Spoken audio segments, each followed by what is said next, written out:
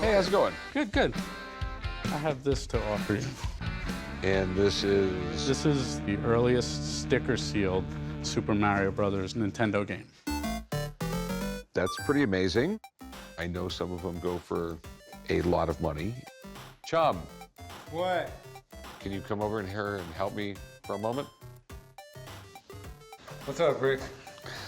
Okay, the guy has I guess this is a really early one. The earliest print still sealed of Super Mario Brothers in existence.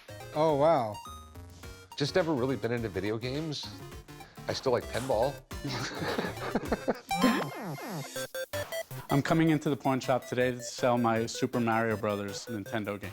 It's the only sticker-sealed version of Super Mario Brothers known to exist. It's unique. It's a part of history. This is the most important video game, in my opinion, that exists. I'm hoping to sell it for $1 million. Super Mario Brothers. Him and his brother Luigi, would go in the sewers of New York and battle the bad guys in hopes to save the princess. The character of Mario actually started in the game Donkey Kong over in Japan. And Super Mario Brothers is pretty much what started video game consoles as we know, like here in America today. Okay, so this was the first game on the Nintendo console. Correct. In retro gaming, Nintendo is the most collectible, specifically the NES, which this is. Mind if I take a look? Absolutely, sure.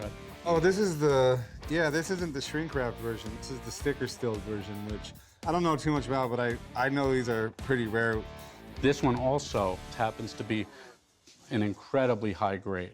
Even if the other ones are found, there's no way it's going to come close to this condition. All right. How much do you want for it?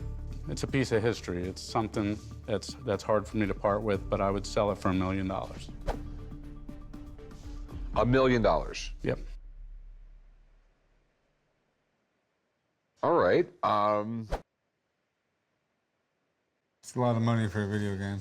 I agree. It is a lot of money. I know there's video game collecting going on. I know I've seen some recent auctions where I was sort of shocked when, there's some video games sold for $29,000, just the cartridges. But I didn't know the market exists for six-figure games, much less $1 million game. From all my research, WATA is the company that grades these. These are the ones you trust. So I'm actually going to go call them up and see if I can get one of their guys down here. I would really like to get their opinion, but no offense. I mean, I just never heard of a video game going for $1 million, and I just don't know if that exists or not. Okay, I will be right back. Okay. I think Mario hit him on the head with a pipe wrench. So he wants $1 million for this thing, which I think is insane. Yeah, I remember it, and I know why he's asking astronomical money on this one. This is probably the most significant piece of video game history that's ever passed through our grading company. Okay, and he also said that this was the best condition? Yeah, so what makes this special, there's a lot of different indicators. First, you're gonna see this sticker, so it's not shrink wrapped.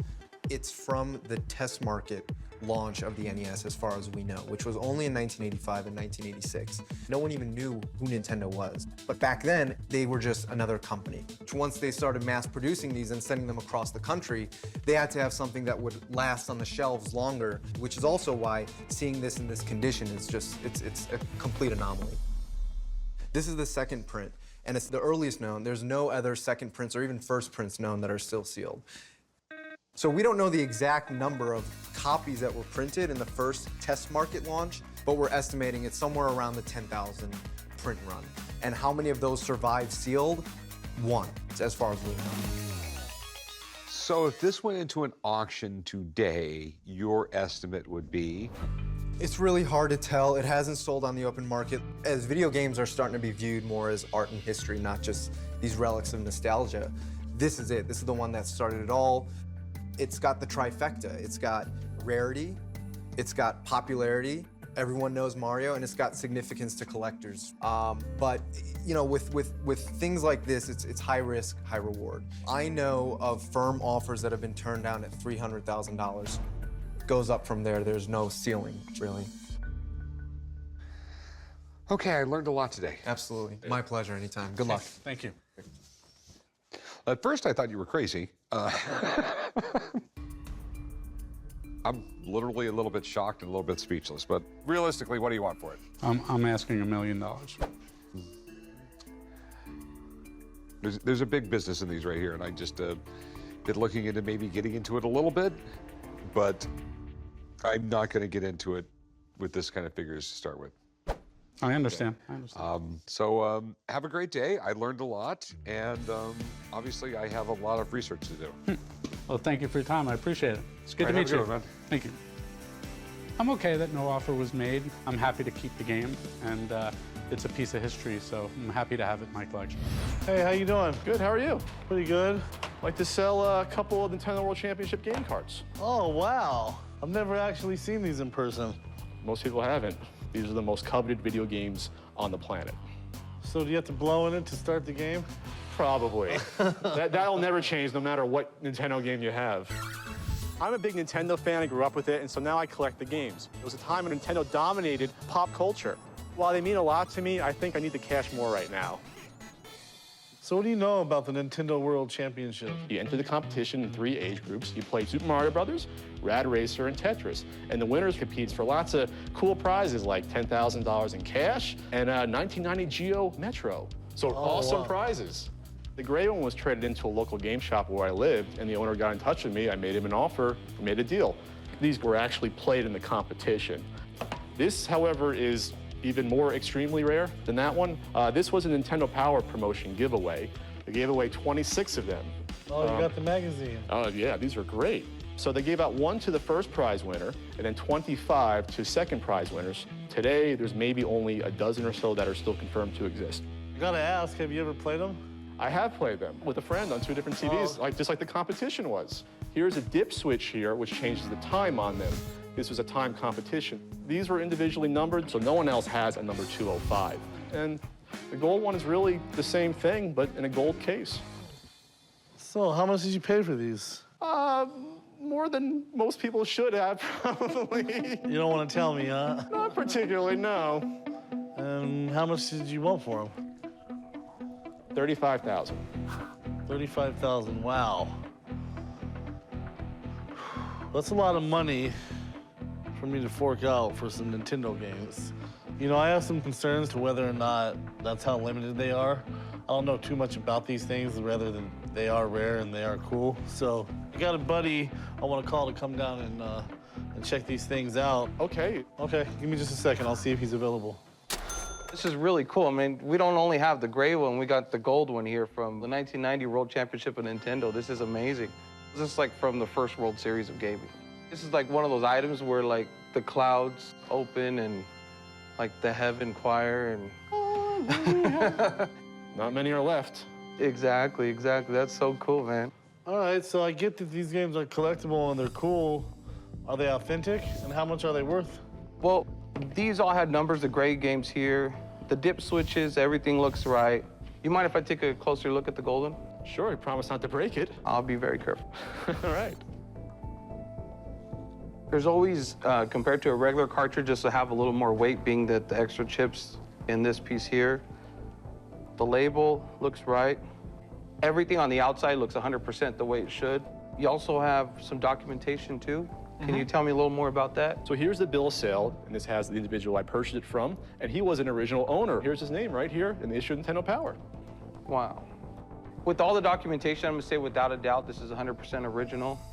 Both pieces here. And if you're a diehard gamer, you know what these games are. Everybody wants them, and that's what drives the value up on these 2 games. I would put a value on the gray between 5,000 to 8,000. This is a really nice example. And what about the gold one? Well, the gold one, the condition is amazing. The label's great. I'm gonna have to put that on the higher end, between 20 to 22 grand on that piece. You should have no problem getting that. They rarely ever come up to market. Okay, well, thank you. No problem, and thanks for bringing me, man. I love to see this stuff. Back in 1990, Nintendo only been out for about 5 years. They had the World Championship. Anything related to that event is highly collectible, and the gold cartridge from that event is probably the holy grail of gaming. All right, so you feel comfortable with what he said? I think my price before was fair at $35,000. Yeah, not even comfortable coming anywhere near that price. No? You have to understand I have to make money. Well, that's the thing. The fact that they don't come up for sale is because they're so coveted. So you could charge almost whatever you want, and there'll be someone willing to get it because the other 12 or 13 out there, they might never be for sale ever. This will be the only one for sale.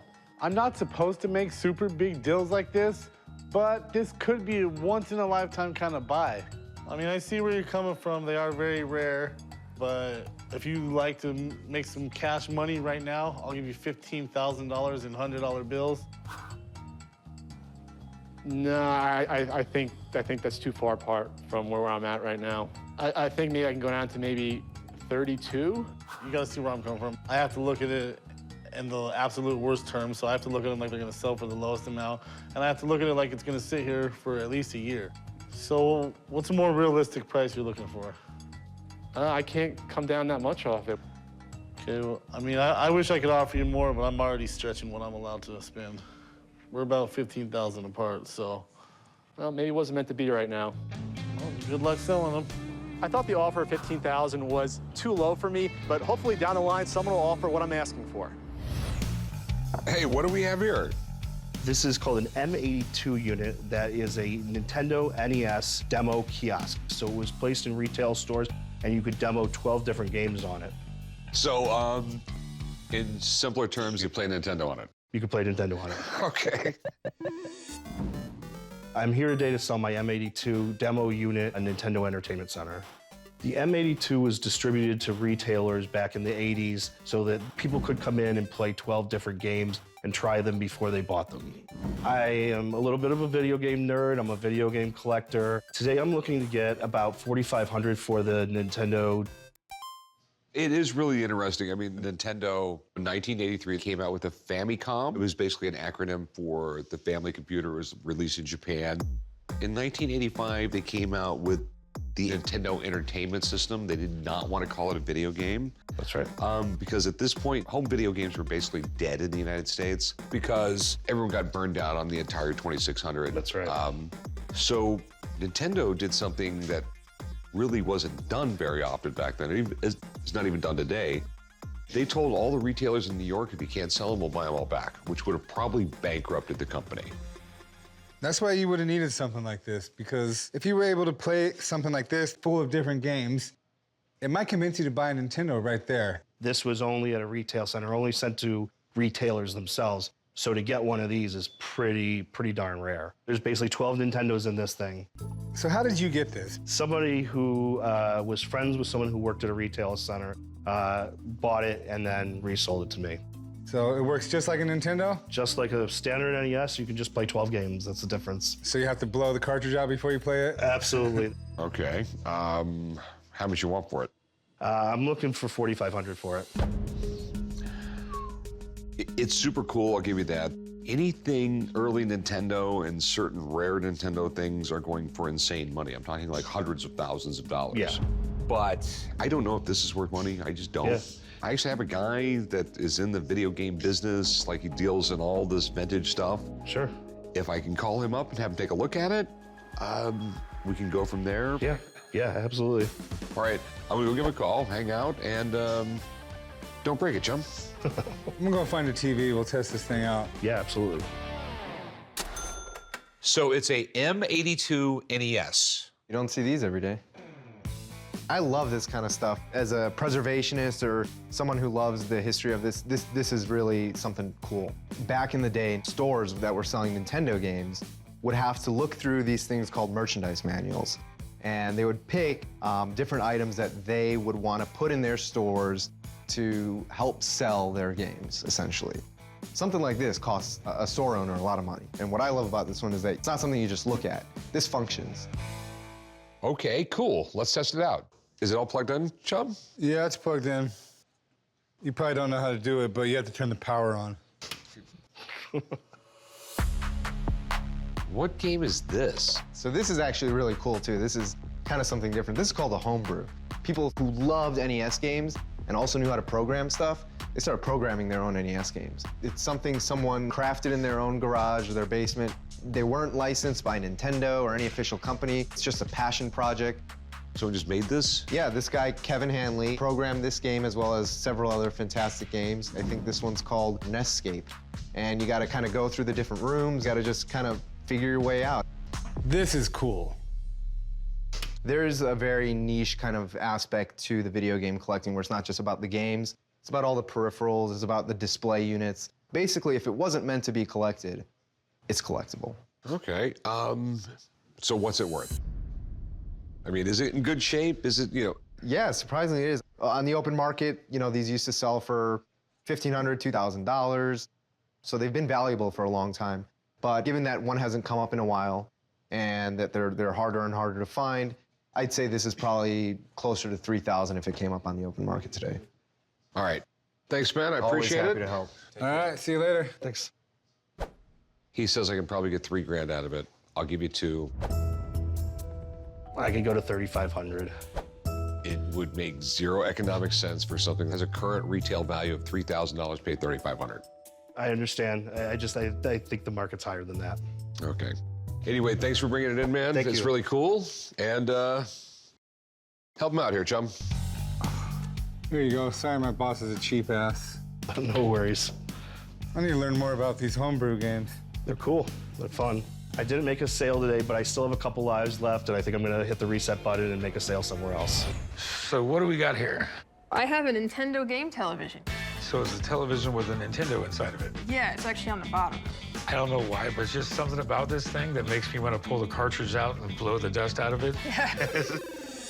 I'm at the pawn shop today to sell my Nintendo game television.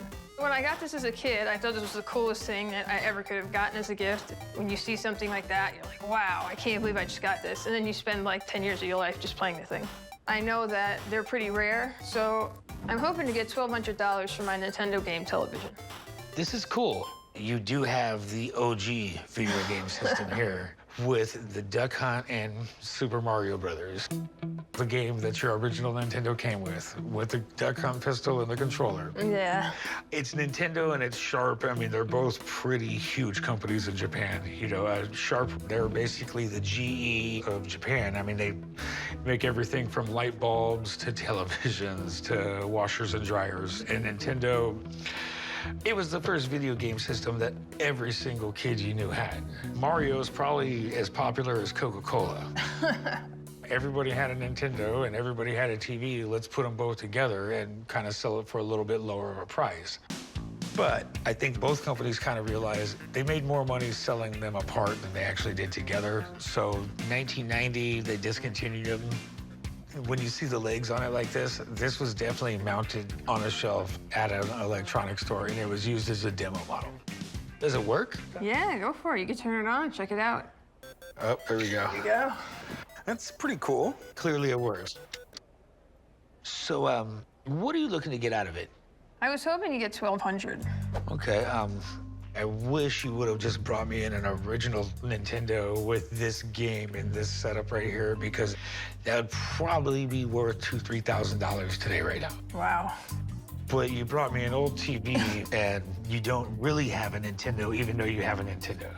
It's not the square box Nintendo everybody had when they were a kid that wants to collect them. But it is cool, and there is a market out there for these right now. I'll tell you what, I'd give you $500 for it.